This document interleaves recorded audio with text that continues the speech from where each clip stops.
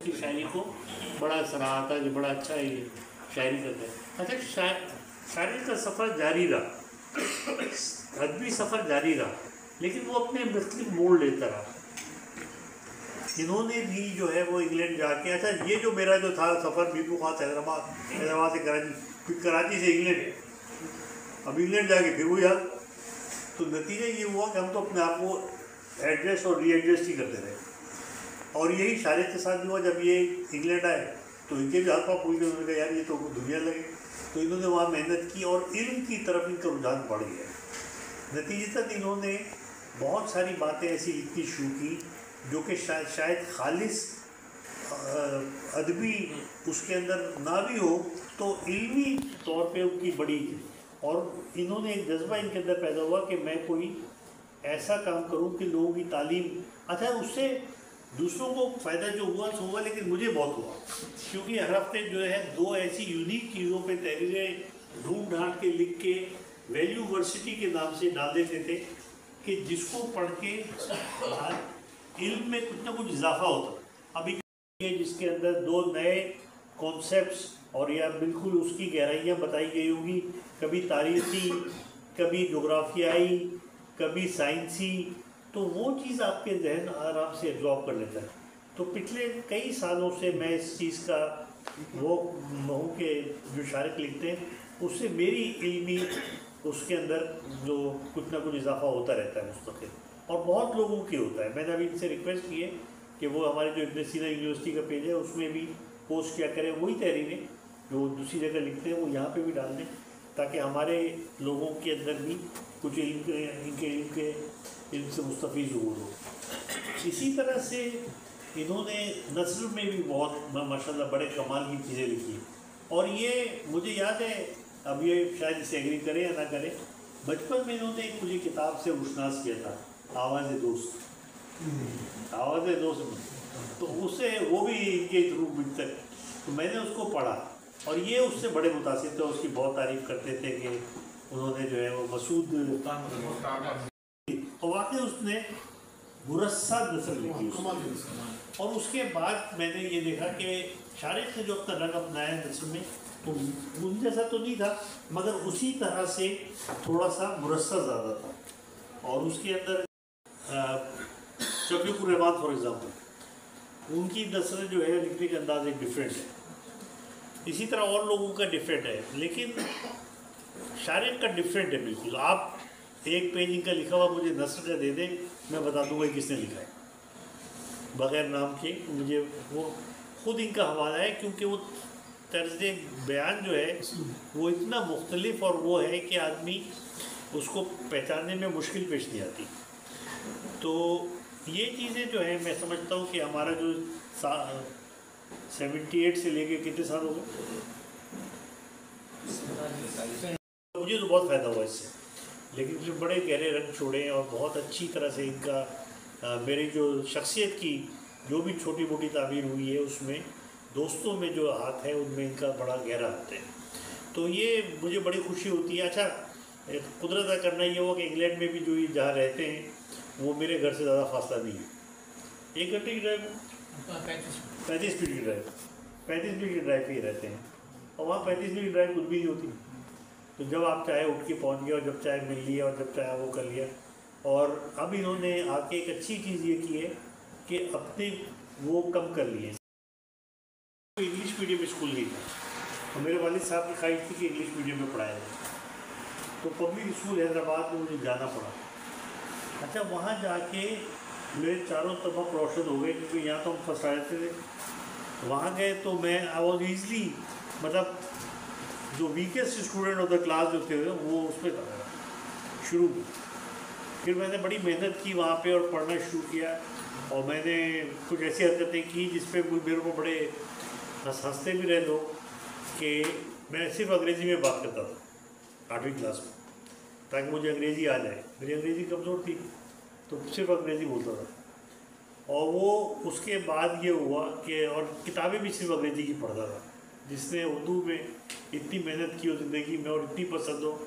اس کے لیے اردو چھوڑ کے صرف انگریزی پڑھنا بڑا، لیکن میرا اللہ تعالیٰ نے وہ دیا. پھر 9th کلاس میں جب میں آیا تو پہلی کلاس سے فرسٹ پوزیشن آنے لگی. خیر انٹر پاس کیا میں نے اور پھر ڈو میڈیکل کالج پہنچا تو کراچی کی فضا ہی ڈفرینٹ تھی، اور کراچی میں رہنے والوں کے اندر جو ایک شارپنیس ہوتی ہے اور جس طرح سے وہ چیزوں کو سمجھتے اور بوجھتے ہیں وہ ہم لوگوں میں مفقود تھی. تو شروع میں مجھے بڑا اس بات کا احساس ہوا، اور لیکن پھر اس میں ہمارے کچھ دوست جن میں شارق صاحب شامل ہیں، انہوں نے جو ہے کہ کریم آباد میں ان کا گھر ہوتا تھا، وہاں فرسٹ فلور پہ چونکہ یہ گھر کے ماحول میں تھوڑا سا تو والد صاحب نے کہا بھائی تو اوپر جا کے پڑھا کر، تو ان کو چھت پہ بھیج دیتے تھے وہ وہاں جا کے پڑھو. تو ہم بھی چھت پہ آئے تھے ان کے پاس، وہاں کتابیں ہوتی تھیں، وہاں انہوں نے مجھے بہت ساری باتوں سے روشناس کیا، جیسے مصطفیٰ زیدی کی شاعری، وہ میں نے انہی کیا باقاعدہ چند غزلیں پڑھ رکھی تھیں، لیکن باقاعدہ جس طرح دیوان پڑھا جاتا ہے کتاب پڑھی جاتی ہے وہ میں نے ان کے گھر پہنچ کر ہی پڑھی. تو اس طرح سے اور بھی کئی شاعروں کے ساتھ ہماری روشناسی بھی. مجھے ابھی تک یاد ہے کہ اس زمانے میں ہم لوگوں نے وہ پڑھی تھی کہ شگنتلا تم بتا سکو گی میں رو رہا ہوں کہ گا رہا ہوں، اگر پھر اس بار جنگ ہوگی تو آدمیت نکیلے بوٹوں کی ٹھوکروں سے لرز اٹھے گی، تمہارے گھر کے برآمدے میں چڑکتی اینٹوں کا ڈھیر ہوگا، تمہارے شوہر کا جسم شیشے کی گولیوں سے فگار ہوگا، تمہاری بچی سے لوگ اس کی ذرا سی گڑیا بھی چھین لیں گے، تمہارے بیٹے کے ہاتھ میں دودھ کا کٹورا نہیں رہے گا اگر اس بار جنگ ہوگی، شکنتلا تو بتا سکو گی میں رو رہا ہوں کہ گا رہا ہوں. تو یہ میں نے ہم لوگوں نے اچھا اس زمانے میں یادداشت بھی ایسی تھی اور آپس میں ایک دوسرے کو بتانے کا جذبہ اور یہ وہ کہ جو کرتے تھے وہ یاد ہو رہا. پھر ہم لوگوں کی ایک بیت ٹیم تھی جس میں ہم دونوں نے جو ہے وہ 3 سالوں میں میں اس میں بیٹھ کے گن رہا تھا 22 کراچی کے مقابلے جیتے، 22 مقابلے جس میں ہم دونوں تھے، کوئی ہرا نہیں سکتا تھا. تو ہر SMC میں، کراچی یونیورسٹی میں، NED میں، اور ویسے ایک دفعہ وہاں پہ بھی جو غالب لائبریری میں بھی ہوا تھا. تو اس طرح سے ہم لوگوں نے جگہ جگہ جا جا کے اور بھاگ کے جیتے بہت سارے. پھر ٹیبل ٹینس بھی ہم ساتھ کھیلتے تھے، ہم لوگ دونوں ٹیبل ٹینس کے اچھے پلیئر تھے وہاں کے. تو یہ میری جو کراچی کے اندر جو میں نے شعور کچھ حاصل کیا اس میں ڈاکٹر شارق کا بڑا ہاتھ تھا. اور یہ وہاں کے پڑھے ہوئے تھے، انہوں نے میٹرک بھی وہی سیکھا تھا، انٹر بھی وہی سیکھا تھا، ان کی کمپنی بھی وہی تھی. تو ان کی آگاہی جو تھی وہ میرے مقابلے پہ بہت زیادہ تھی. مجھے بڑی مدد ملی ان کی کمپنی سے چیزوں کو سمجھنے میں اور وہاں کے ماحول کو جاننے میں اور وہاں کے لوگوں کے ورنہ شروع میں تو مسفٹ لگتے تھے، لگتا تھا کہاں گئے، یہاں تو ڈفرینٹ بالکل لوگوں کے سوچ ڈفرینٹ ہے، طریقے ڈفرینٹ ہیں. لیکن یہ شارق اور ان جیسے ایک آدھ دوستوں کی مہربانی تھی جس کی وجہ سے ہم وہاں پہ ان چیزوں میں ان ہو سکے. شارق کے اندر یہ تھا کہ اب پتہ نہیں ان کو یاد بھی ہے کہ نہیں یاد ہے، لیکن اس زمانے میں بڑے اچھے اچھے شعر اس نے لکھے، اور وہ ایسے شعر تھے کہ جو کہ آج تقریباً 40 سال بعد بھی مجھے یاد ہے. ایک شعر سناتا ہوں آپ کو کہ پچھلے موڑ پہ چھوڑ آیا ہوں کیسے کیسے چہروں کو، پچھلے موڑ پہ چھوڑ آیا ہوں کیسے کیسے چہروں کو، چوک کی بتی سبز بنے تو کوئی بھلا کب رکتا ہے. تو یہ اور ریت پہ لکھی تیری ریتوں پانی میں لہروں میں کھو جاتی ہے، پھر بھی اپنا نام لکھو تو ساتھ میں میرا نام بھی لکھنا. تو ایک بڑی اس کی شاعری کے اندر ایک نرمی اور ایک وہ تھی. جیسے آپ دیکھیں نا کہ میر کتنا بڑا شاعر ہے، اقبال کتنا بڑا شاعر ہے، غالب کتنا بڑا شاعر ہے، مگر جو نرمی اور جو آہنگ فیض کیا ہے وہ کیا نہیں ہے، وہ ایک الگ چیز ہے. مطلب میں یہ نہیں کہہ رہا کہ فیض ان سے بڑا شاعر ہے یا مقابلہ کوئی کرنا، لیکن یہ کہ ایک تو ہمارے یہاں جو شاعری ہو رہی تھی اس زمانے میں کراچی میں، اس میں شارق کی شاعری میں وہ نرم آہنگ موجود تھا اور بڑا ایک منفرد تھا،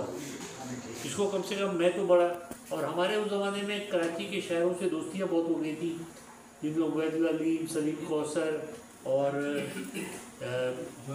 جون ایلیا اور یہ سب شاعر تھے. ہم یعنی ایسا تھا کہ ہاسٹل میں ہمارے کمرے میں بیٹھے ہوتے تھے اور کیفیٹیریا میں